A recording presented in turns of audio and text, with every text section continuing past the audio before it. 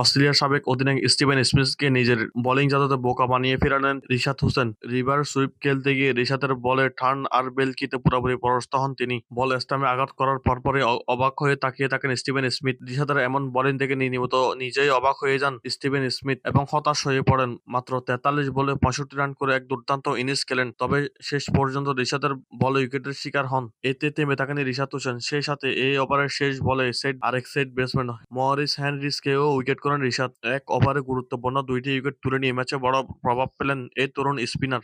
রিশাদ তার নির্ধারিত 4 ওভারে 33 রান খরচ করে তুলে নেন গুরুত্বপূর্ণ 2টি উইকেট। তবে তার দল হোবার্ট হেরিকেন শেষ পর্যন্ত ম্যাচটি টিকিয়ে রাখতে পারেনি। সিডনি সিক্সার্স নির্ধারিত 20 ওভারে তুলে 198 রান। জবাবে ব্যাট করতে নেমে হোবার্ট হেরিকেন শুরুতে চাপে পড়ে এবং নিয়মিত বিরতিতে উইকেট হারাতে থাকে। শেষ পর্যন্ত 141 রানে অল উইকেট হয়ে যায়। তবে ব্যাট হাতেও দারুণ একটা ইনিংস খেলেন রিশাদ হোসেন।